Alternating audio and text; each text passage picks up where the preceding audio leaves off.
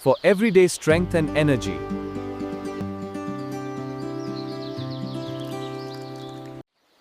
India's first 42 millets and seeds with nuts, dry fruits, malt, mixed malt. ಇದೊಂದೇ ಸಾಕು.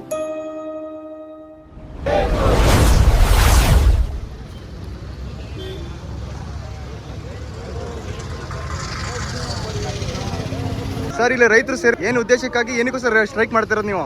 ಇವಾಗ ಈ ಹಿಂದೆ ಸರ್ಕಾರ ನಿಗದಿಪಡಿಸಿದಂತೆ ಕಳೆದ ಪ್ರಸಕ್ತ ಸಾಲಿನಲ್ಲಿ ಕಬ್ಬು ಬೆಳೆಗಾರರಿಗೆ ಕೊಡಬೇಕಾದಂಥ ಒಂದು ಪ್ರೋತ್ಸಾಹಧನ ಏನಿದೆ 100 ರೂಪಾಯಿನ ಕೊಡಿ ಅಂಥೇಳಿ ಸರ್ಕಾರ ಆದೇಶ ಮಾಡಿತ್ತು. ಅದಕ್ಕೆ ಕಾರ್ಖಾನೆ ಮಾಲೀಕರುಗಳು ಒಪ್ಪಲಿಲ್ಲ.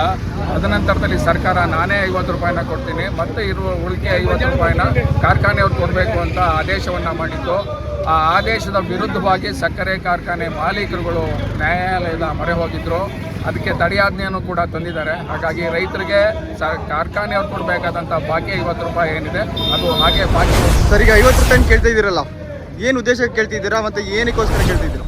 ಈಗ ಕಬ್ಬು ಉತ್ಪಾದನಾ ವೆಚ್ಚ ತುಂಬ ಹೆಚ್ಚಾಗಿದೆ, ರಸಗೊಬ್ಬರಗಳ ಬಳಕೆ ಬೆಲೆ ಹೆಚ್ಚಾಗಿದೆ, ಆಮೇಲೆ ಕೂಲಿ ಕಾರ್ಮಿಕರ ವೇತನ ಹೆಚ್ಚಾಗಿದೆ, ಆಮೇಲೆ ಕಟಾವು ಮಾಡುವಂಥದ್ದು ಕೂಡ ಕಟಾವು ಮತ್ತು ಸಾಗಾಣಿಕೆ ವೆಚ್ಚದ್ದು ಕೂಡ ಹೆಚ್ಚಾಗಿದೆ.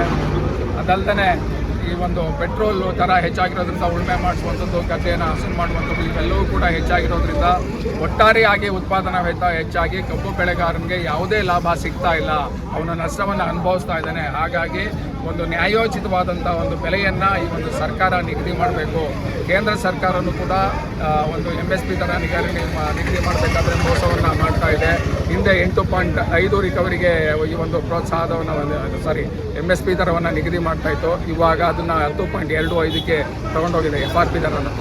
ಹಾಗಾಗಿ ರೈತರಿಗೆ ಬಹಳ ಮೋಸ ಮಾಡ್ತಾ ಇದ್ದಾರೆ. ಸರ್, ಈ ಸ್ಟ್ರೈಕ್ ದಿನ ಚಳುವಳಿ ಇನ್ನು ಎಷ್ಟು ದಿನ ಹಮ್ಮಿಕೊಂಡಿದ್ದೀರಾ? ಈಗಾಗಲೇ ಸರ್ಕಾರ ಎಚ್ಚೆತ್ಕೊಂಡು ಅವ್ರಿಗೆ ಕಠಿಣವಾದಂಥ ಒಂದು ಆದೇಶವನ್ನು ಕೊಡಬೇಕು. ಇವಾಗ ರೈತರಿಗೆ ಉಳಿಸ್ಕೊಂಡಿರುವಂಥ ಬಾಕಿ ಹಣ ಏನಿದೆ ಅದನ್ನು ರೈತರ ಖಾತೆಗೆ ಜಮಾ ಮಾಡೋವರೆಗೆ ನಾವು ನಿಮ್ಮ ಮುಂದಿನ ಪ್ರಸಕ್ತ ಸಾಲಿಗೆ ಕಾರ್ಖಾನೆಯನ್ನು ಪ್ರಾರಂಭ ಮಾಡೋದಕ್ಕೆ ಅನುಮತಿಯನ್ನು ಕೊಡೋದಿಲ್ಲ ಅಂತೇಳಿ ಸರ್ಕಾರ ಒಂದು ಆದೇಶನ ಹೊರಡಿಸ್ಬೇಕು. ಹಾಗಾಗಿ ನ್ಯಾಯಾಲಯನೂ ಕೂಡ ರೈತರ ಪರವಾಗಿ ಬಂದು ಆ ತಡೆಯಾಜ್ಞೆಯನ್ನು ರದ್ದುಗೊಳಿಸಿ ರೈತರಿಗೆ ಕೊಡಬೇಕಾದಂಥ ಹಣವನ್ನು ಕೊಡಿಸ್ಕೊಡೋದಕ್ಕೆ ನ್ಯಾಯಾಲಯ ಕೂಡ ಮುಂದೆ ಬರಬೇಕು. ಈಗ ಸರ್ಕಾರದವ್ರು 50 ರೂಪಾಯಿ ಕೊಡೋಕ್ಕಾಗಲ್ಲ, ಅದಕ್ಕೇನು ಹೇಳ್ತೀರಿ ಸರ್? ಸರ್ಕಾರ ಈಗಾಗಲೇ 50 ರೂಪಾಯಿ ಕೊಟ್ಟಿದ್ದಾರೆ. ಕಾರ್ಖಾನೆ ಮಾಲೀಕರು ಕೊಡಬೇಕು. ಕಾರ್ಖಾನೆ ಮಾಲೀಕರು ಈ 50 ರೂಪಾಯಿಗಳನ್ನ ಕೊಡಲಿಲ್ಲ ಅಂತಂದರೆ ಕಾರ್ಖಾನೆ ಮಾಲೀಕರು ಯಾರಿದ್ದಾರೆ ಈಗ PSSKಲಿ? ಇವಾಗ ಚೀಫ್ ಜನರಲ್ ಮ್ಯಾನೇಜರ್ CGM ಅಂತ ಒಬ್ರು ಇದ್ದಾರೆ ಈ ಒಂದು ನಮ್ಮ ನಿರಾಣಿ ಸಕ್ಕರೆ ಕಾರ್ಖಾನೆಯಲ್ಲಿ. ಅವರು ಬಂದು ಇವಾಗ ನಮ್ಮ ಒಂದು ಅಹವಾಲನ್ನ ಕೇಳಿ ಅದ್ರ ಬಗ್ಗೆ ಸೂಕ್ತ ಕ್ರಮವನ್ನು ವಹಿಸಬೇಕು ಅಂತೇಳಿ ನಾವೆಲ್ಲ ಒತ್ತಾಯವನ್ನು ಮಾಡ್ತಾ ಇದ್ದೀವಿ. ಸರ್, ತಮ್ಮ ಹೆಸರು, ತಮ್ಮೂರು?